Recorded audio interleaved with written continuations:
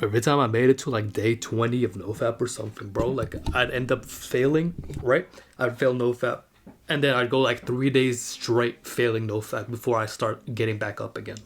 If I mess up on my diet, I decide to go eat Dave's Hot Chicken one day, right? If I mess up one day, I'll like mess up again and again and again for like another 3 days straight. Like whatever habit I would mess up on, bro. Like if I'm trying to read, if I miss a day of reading and I miss another day of reading, I'm probably not even gonna read the rest of the week. It's kind of like messed up because it's like you're working so hard to be somebody like better than the version of yourself that you currently are. You know, this 1.0 version of yourself, person who like it has a difficult time sticking to habits, right? You're not trying to be this person anymore. You want to be the person who actually sticks to their habits, a person who actually has goals in their life and knows what they want to achieve with their like spare time. Instead of being a bum, they want to actually make something of themselves. When you mess up, you need to be really careful with the way you're talking to yourself. Because if you talk to yourself, like if you mess up on NoFap, bro, your day, 30 on NoFap, you mess up and you start telling yourself, bro, I can't even go like 2 months without NoFap.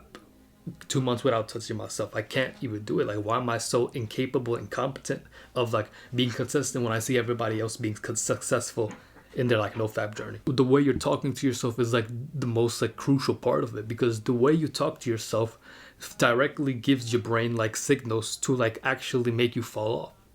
If you start telling yourself like, bro, I suck at this, I'm not good at self-improvement, I might as well stop, you're causing distress for yourself. Like your brain is just trying to protect you, honestly. Like it sees you stressing out over self-improvement, so it thinks, okay, if I stress out about self-improvement, the only way for me to feel better is if I remove it completely. This is the way your brain is like operating. Like it thinks by removing self-improvement from your life, it's going to make you feel better, but it doesn't realize that it's making you feel worse. So it's like this feedback loop where you'll fall off and your brain will convince you to like stay falling off before you start like taking control back, and then you get back onto self-improvement. If you break the way you talk to yourself, you stop telling yourself, I keep failing NoFap or I keep failing my diet. Just say like, okay, I slipped up on my diet and I'll just get back on. There's this thing called cognitive dissonance, right? Because you can't have two opposing thoughts in your head at the same time. I'm gonna explain it to you with horses. So imagine there's horses all around you, right? And all the horses you see are all white. You never see a red horse, you never see a brown horse, you only see a white horses all around you. And then one day you come and see this black horse. Like it's the first time you've ever seen a horse that's not white. And when you see this horse, your mind shift changes. You can't truly think that, you know, all horses are white, because now you have new evidence that all horses are not white. So because of this new evidence, you start adopting a new mindset, thinking all horses are not white. Let's say you've never seen another black horse ever again. All the horses onwards are all white. And because of this like new information, your brain tweaks your beliefs again, and it starts saying that all horses are white except for this one horse. That's why when you're like telling yourself, I keep failing at NoFap, I keep failing on my diet, your brain is taking those signals that you tell yourself and it's thinking, oh, this person, he's still the same version of himself. He just occasionally gets on self-improvement. He just occasionally sticks to this diet, but like he'll fail after a week. This is like the way your brain is thinking, bro. The way your brain makes sense of yourself and your surroundings is by the information you feed it. So if you're feeding your body, you're feeding your brain information that you can't stay consistent to your goals, you can't actually eat healthy, you end up like missing workouts every like 2 times you go to the gym or whatever. If you keep feeding your brain that type of information, it's always going to find ways to sabotage you. It's always going to find ways to make you fail.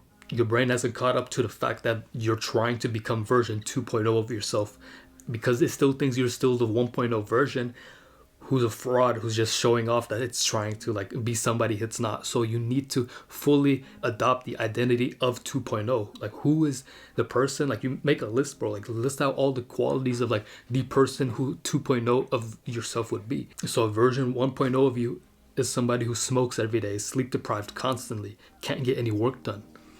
And you're trying to become somebody who isn't sleep deprived, who actually gets work done, doesn't waste their time playing video games. Then you need to fully adopt this person, adopt the idea of being version 2.0. And if you mess up, you just tell yourself, okay, I messed up, but that's fine, I'm just gonna keep on grinding.